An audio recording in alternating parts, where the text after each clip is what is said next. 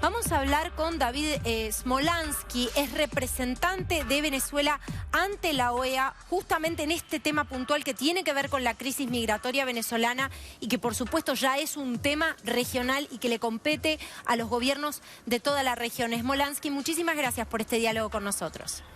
Muy buenas tardes y muchísimas gracias por la invitación.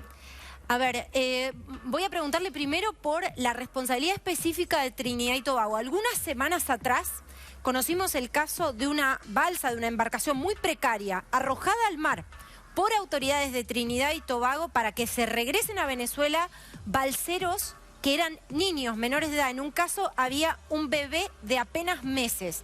Milagrosamente sobrevivieron.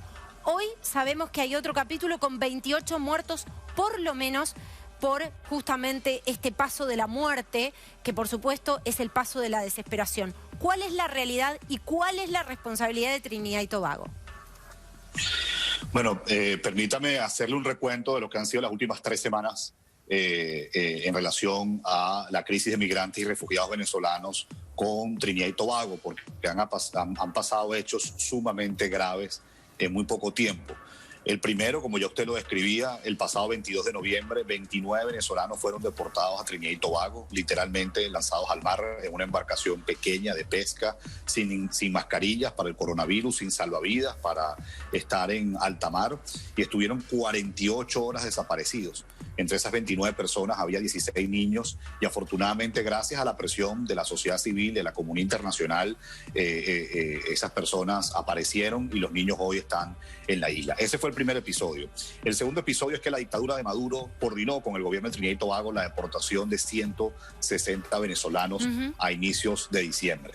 El tercer episodio, el muy trágico, que nos enteramos el sábado de la semana pasada, donde al menos 23 venezolanos aparecieron ahogados después de naufragar. Estos venezolanos salieron del país de manera forzosa, como usted ha dicho, no pudieron ingresar a Trinidad y Tobago y al regresar naufragaron y murieron. Y el último episodio, discúlpeme que me extienda, es que nuevamente el régimen de Nicolás Maduro coordinó con el gobierno de Trinidad y Tobago la deportación de al menos 65 venezolanos. Es decir, en menos de un mes, más de 250 venezolanos han sido deportados de Trinidad y Tobago, actuando completamente al margen de la legislación internacional, más específicamente el principio de no devolución y la responsabilidad de proteger de aquellos que huyen de un régimen responsable de crímenes de lesa humanidad y la emergencia humanitaria compleja más grande del hemisferio occidental. Absolutamente, Smolansky, los datos son muy contundentes y también hay que recordar que el régimen de Maduro tiene un encono particular con la diáspora, porque básicamente la diáspora es lo que evidencia el montón de mentiras, ¿no?, que intentan proyectar hacia afuera del país y que básicamente se caen a pedazos cuando uno ve esas 5 millones de personas vagando por el mundo intentando buscar ni siquiera un futuro posible, un presente posible. Déjeme que le comparta o compartamos juntos una votación ante la OEA, porque se iba a discutir justamente la crisis humanitaria venezolana y es por lo menos interesante para analizar una abstención de Argentina, una nueva abstención de la representación argentina ante la Organización de Estados Americanos. Vamos a escucharlo. Argentina. ¿Cuál es su voto, Argentina?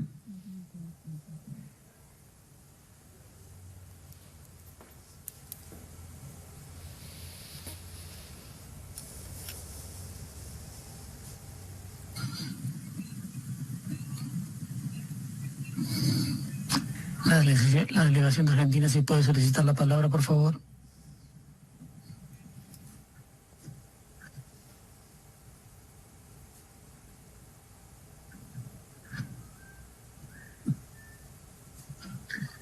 Abstención. Gracias, embajador. Un silencio que parece eterno y una abstención frente a una catástrofe humanitaria, frente a una crisis migratoria, ¿no?, frente a una discusión sobre derechos humanos. Bien sabemos los argentinos lo caras que son esas banderas. Smolansky, ¿cuál es su mirada? Que la crisis de migrantes y refugiados venezolanos no debe permitir abstenciones ni debe permitir neutralidad.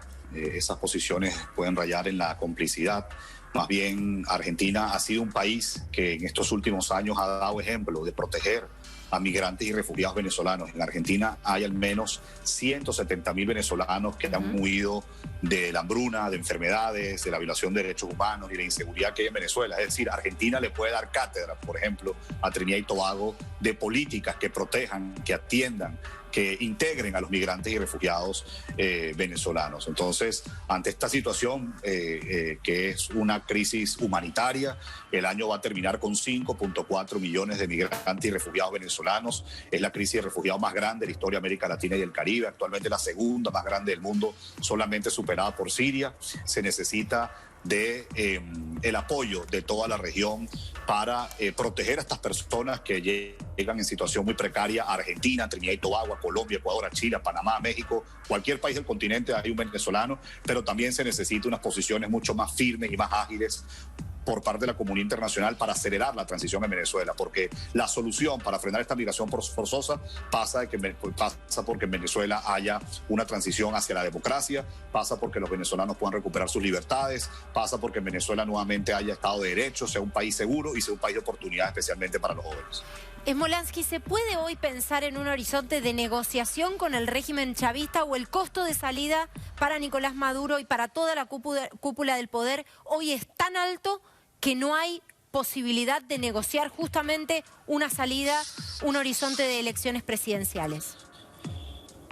La negociación con el régimen ilegítimo de Nicolás Maduro es una posición sumamente ingenua. Además, ya hay varios procesos de negociación y diálogo que este servidor nunca ha apoyado, pero que han demostrado que ellos no tienen ningún interés de negociar.